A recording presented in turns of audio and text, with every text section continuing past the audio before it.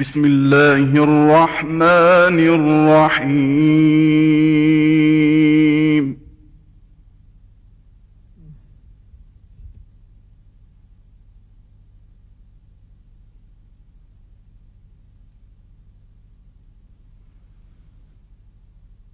قل لمن الأرض ومن فيها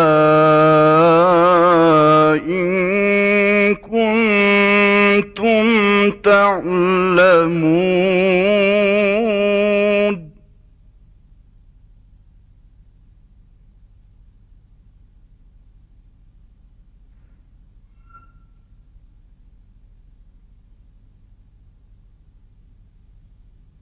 سيقولون لله قل أفلا تذكرون.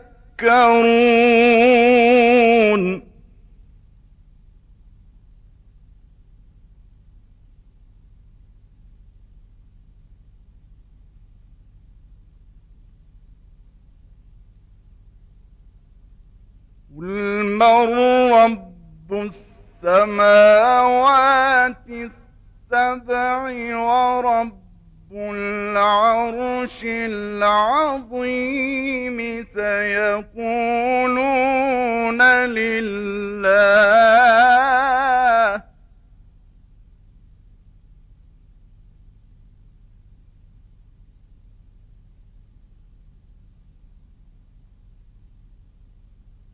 قل أفلا تتقون.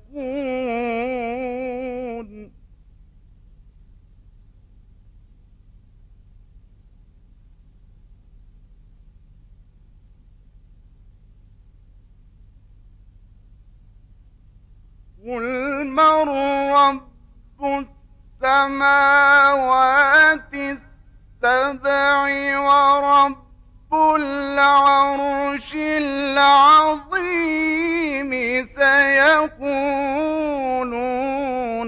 لله.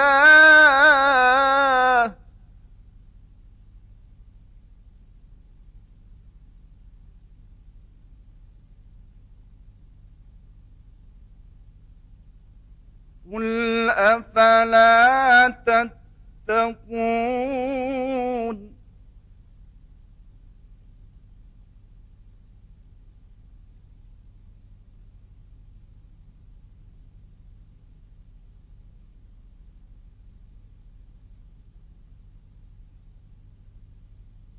قل من بيده ملكوت كل شيء وهو يجير ولا يجار عليه إن كنتم تعلمون.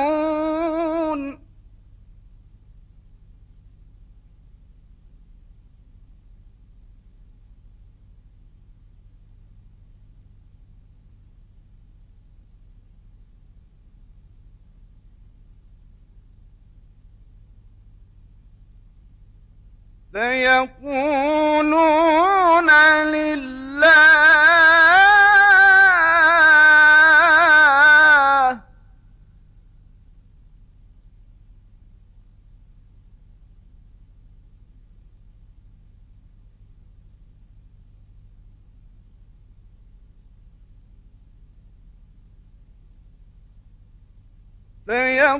سيقولون لله قل فأنى تسحرون.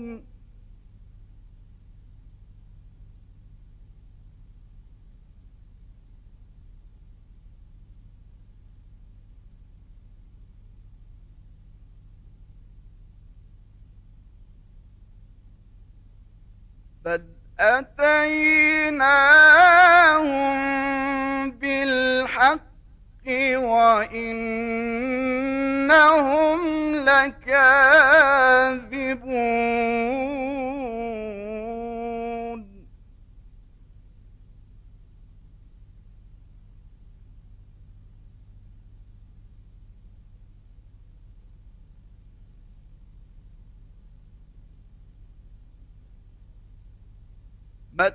اتخذ الله من ولد وما كان معه من إله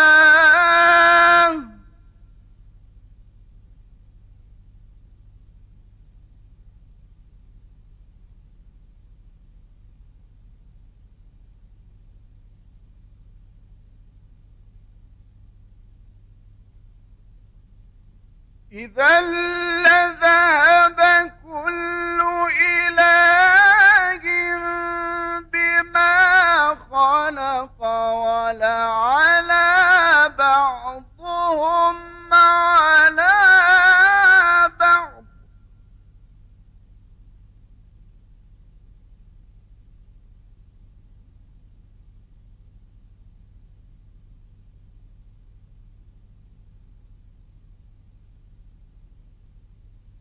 ولعلى بعضهم على بعض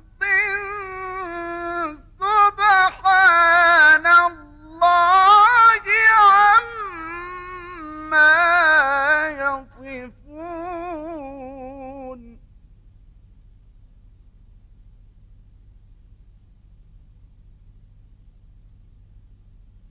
عالم الغيب والشهادة فتعالى عما يشركون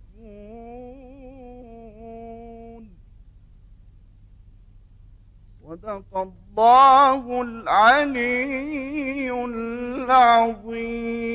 صلى الله على محمد صلى الله على النبي صلى الله على محمد وعلى آل النبي. الله يفتح عليك الشيخ أحمد، بارك الله فيك يا شيخ أحمد.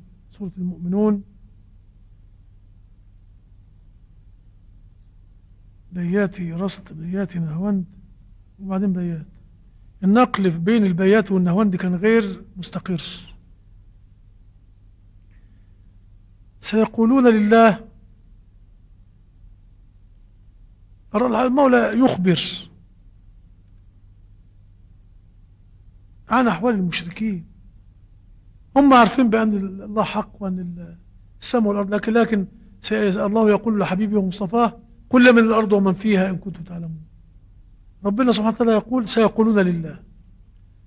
قل أفلا تذكرون، ده استفهام.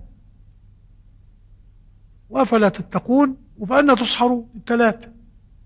والاستفهام قلت لكم لازم تستفهم معناها علامة استفهام. وسيقولوا فيها ايه؟ فيها زيادة، لون. سيقولون. وما كان معه من إله، انت عملت استفهام. وما كان معه من إله كان استفهام وهو إخبار. وما كان معه من إله.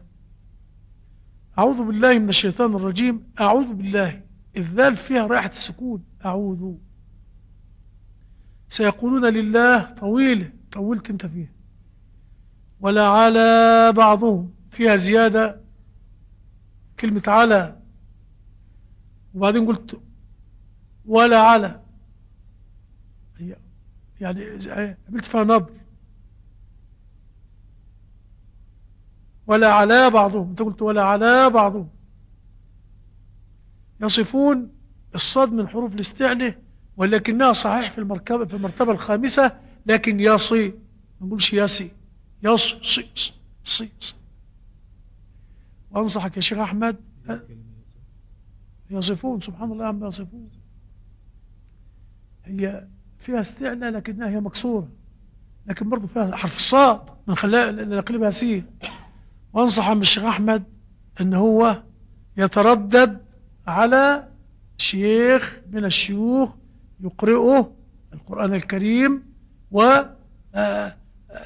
يقرأ الآيات متناسقة.